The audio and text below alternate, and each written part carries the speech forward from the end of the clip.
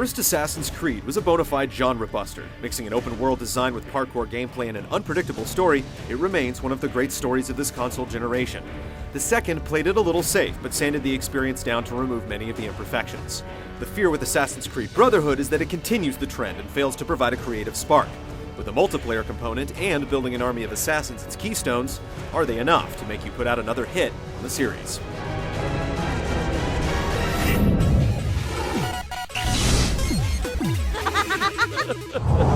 I don't understand. Please wait.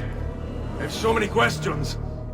Picking up the moment after the second game ended, once again you take the virtual reins of assassin Ezio Auditore di Firenze as he takes up the ageless battle against the scheming Templars in the late 15th century. The coveted Apple of Eden has fallen into the hands of the evil Cesare, and he won't rest until all of Italy is under his foot. As the game begins, the villa you spent hours restoring in the second game falls under attack, but Cesare has bigger plans, and the focus quickly shifts to Rome, where a power struggle ensues. Ezio must navigate the muddy waters of friend or foe as he tries to stave off the attack. Once our enemies are dead, we can speak of vaults and gods and ancient places. With a lot of characters to keep track of, things can get a little messy and sometimes uninteresting.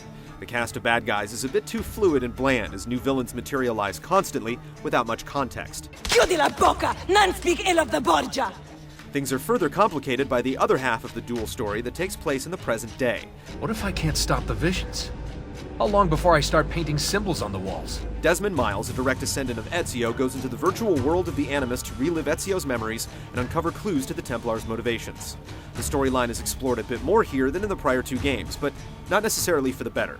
Desmond and his group of scientists come off like the cast of Scooby-Doo, and it feels out of place in the context of the larger plot. Did you miss me? No? Anyone? It's still a rather unique premise, and fans will be more than happy to follow the dangling carrot. Could one of you tell me what's going on? Newcomers will get a lot of mileage out of the video montages that help bring them up to speed. Who is Desmond, and where are these temples Minerva spoke of?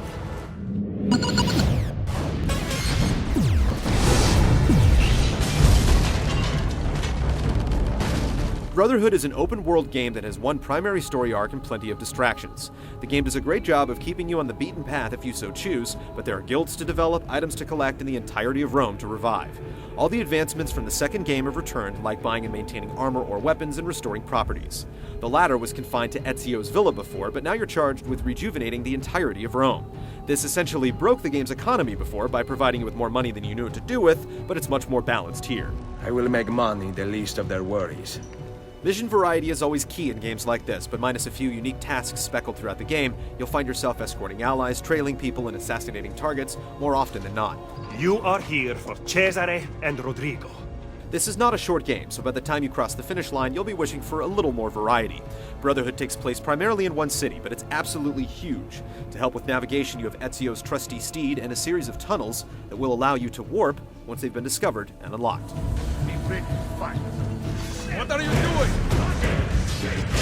Saving you! With a war on his hands, Ezio needs as many allies as possible, and the underpinning is bolstered by a new assassin recruitment system. You'll find average citizens littered around the city interested in joining the cause. Once you rescue them, they become part of your army. It would be an honor to fight alongside you, Signore. Utilizing a menu system, you can hire them for contracts that will net you coin and give you points to upgrade their armor and weapons. You'll grow attached to your little projects very quickly, which makes permanently losing them to a difficult contract all the more disappointing. The final component of the design is the new multiplayer mode. Built around the now standard leveling with perks and kill streaks motif, you're given a target to hunt while another player hunts you. It's not as simple as just killing each other. Bonus points are awarded for being as covert as possible, with the final point total determining the winner. There are 4 variations on this theme, including team-based options, but it all eventually feels like one note. You'll often spawn right next to your potential killer, and luck plays a little too big of a hand in the outcome because sometimes there are far too many of the same character model in a given space. Even so, it initially feels fresh, and the perks do their best to even the playing field. Assassin's Creed Brotherhood isn't your typical action-adventure game. The campaign is quite lengthy, and there's an engaging multiplayer component to explore. Recruiting assassins to your cause becomes an addictive metagame, the economy is balanced, despite its massive expansion, and you're given plenty of freedom in how you tackle the quest. Il piacere immeritato si consuma da sé. Requiescat in pace. The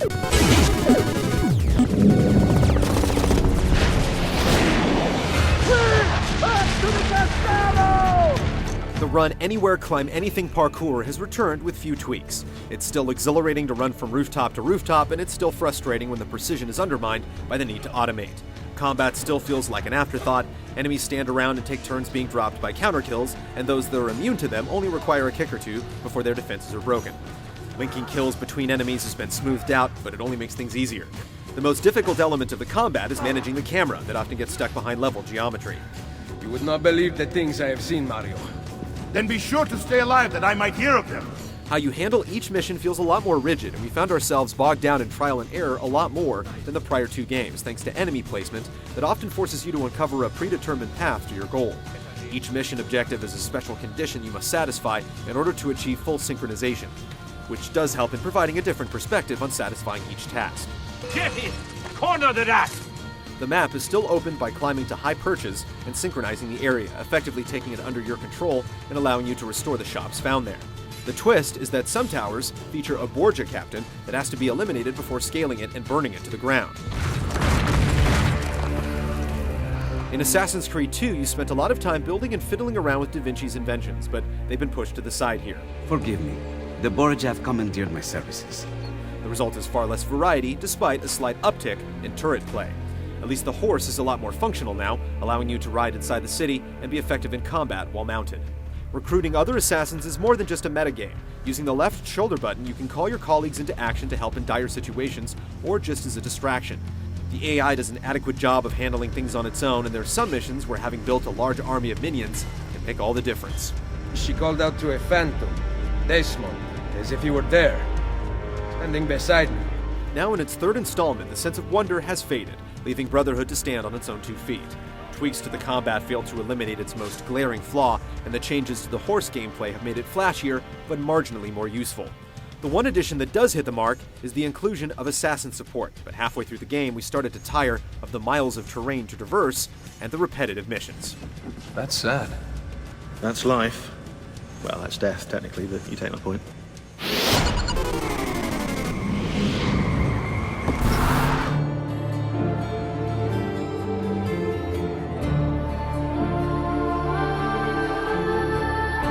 The first Assassin's Creed was a looker, the second started to show the engine's age, and now the third looks downright dated at times. You condemn what you do not understand.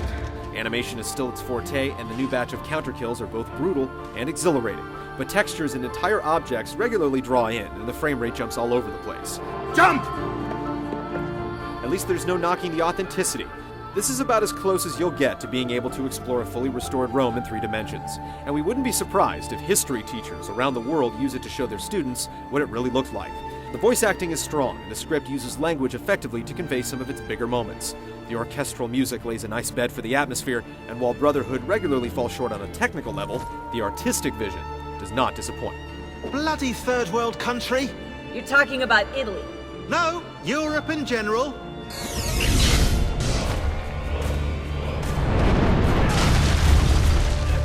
It was initially thought that Assassin's Creed Brotherhood might be a multiplayer-focused game where the campaign was an afterthought, but nothing could be farther from the truth.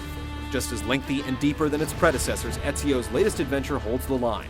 Many of the gameplay issues have gone unchecked once again, but assassin recruitment, development, and implementation is far more addictive than you might think. The multiplayer component definitely has its moments, but serious players will be turned off by how random it can be. For the series to remain elite, it will need to evolve, but for now, its unique premise and core gameplay are more than enough to make this Brotherhood one worth joining. It will be worth the wait, Ezio. Trust me.